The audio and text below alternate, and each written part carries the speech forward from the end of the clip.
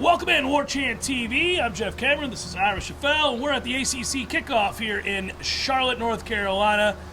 Just got done watching the commissioner speak. Just got done interviewing a couple players. We'll be doing that all day. Opportunities to bring you plenty of content, obviously. Ira, what stands out? Let's start with the opening press conference there from the commissioner. Sounded a lot like last year's, at least in terms of announcements regarding revenue. Yeah, I would not want to be Jim Phillips' speechwriter. You know, there's not a whole lot to sell at this point.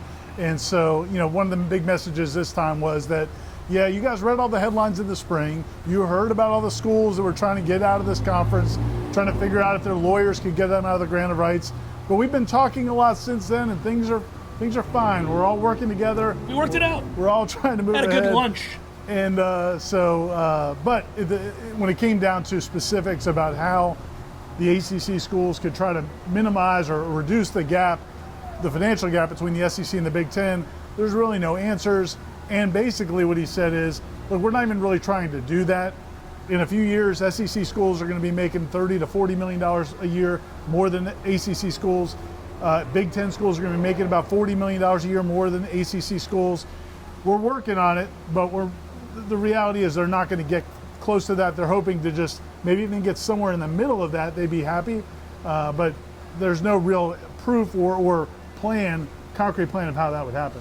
Yeah, they talked about holistic approaches and 8-point plans, and that they're constantly talking about the behind-the-scenes discussions in the hopes to minimize that, as you said, but that, yes, they're never really realistically going to be able to reach or attain that same level. I think the problem is, Ira, sometimes when he speaks, and I know he's in a really tough spot, he also tends to kind of say things like, well, you know, if you're focused on revenue, then you're ignoring all the successes we have in women's lacrosse and, you know, things that don't make any money whatsoever. And I think that's frustrating for folks that see Florida State's path here in the ACC getting more difficult moving forward. Yeah, there's a discongruity, I guess. There's from what he's talking about and what the fans, certainly of a school like Florida State, right, but also schools like Clemson and North Carolina and Miami and other schools as well, because you know, what he's pointing to a lot, and the ACC has been really beating this drum over the last couple of months, is, look, the ACC has won more national titles than any other conference. 9. It's 15 over the last 2 years, right. And that's amazing. What he doesn't mention is that the sports that they're winning these national titles in don't really bring in any revenue. None. To the point he made. So, you know, when it comes to football, when it comes to men's basketball and baseball, the ACC seems to be falling further and further behind. So, you know, if you're a fan of one of these conferences, or you're an administrator, a coach, or player, or recruit of one of these schools in this conference, you want to hear more about that, but I just don't. What can he say? At the end of the day, football pays the bills, and we understand that it's not nothing to achieve those championships. I like that the ACC is at the forefront of promoting women's sports and giving voices to people who didn't have it necessarily in this conference. They've had a lot of successes, as you're saying, in those sports, but you have to marry that with the revenue-generating sports if you're going to continue down that path of success. I think a lot of that discussion, Ira, tends to ignore where this is trending.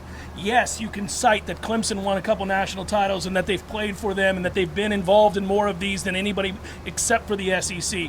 Yeah, but it's not trending in that direction. In baseball, the SEC wins the national championship every year. Basketball, the ACC is getting weaker. It used to be their bell cow. You're looking around at the other sports, you can see where this is going, and that's what money does, is it allows those programs in the Big Ten or the SEC to pay more for coaches in non-revenue sports, so they get taken from the ACC. So this is moving inexorably towards a bad ending. And I know he's not going to bring that up in his State of the Union speech. Why would you?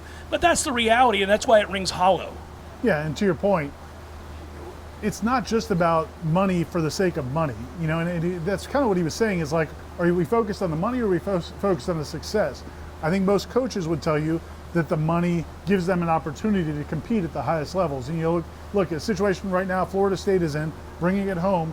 They're trying to raise money and finance this football facility.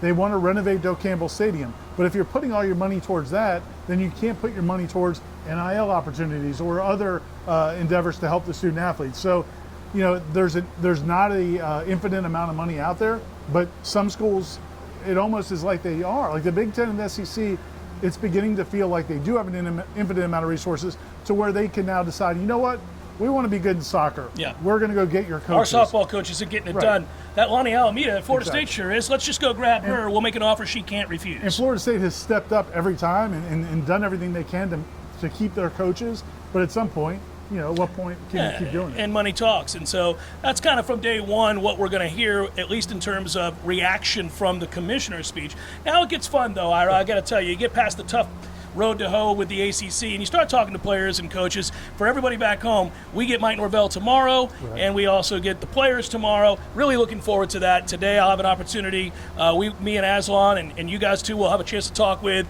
obviously, players from Miami, and just talk with the kid from Georgia Tech. We'll be talking to players throughout the afternoon. I look forward to that too. Yeah, and it's good to hear their perspectives of Florida State and what this Florida State team looks like going into this year.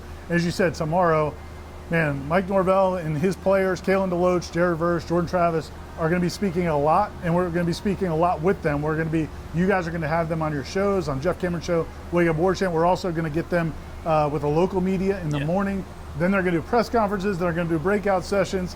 All that you could possibly want. By the end of the day tomorrow, Florida State's players, Mike Norvell, are probably going to be ready to get out of Charlotte, but there's going to be plenty of content at warchant.com and also Warchant TV. So like and subscribe. Don't miss any of it. Make sure that you're locked in for everything that we're bringing you live from ACC Kickoff. It's the good time of year. It's go time. We got players, we've got coaches, and we've got live broadcasts from here, Charlotte, ACC Kickoff. More when we come back, probably here in a few hours. Who knows? See you guys in a bit.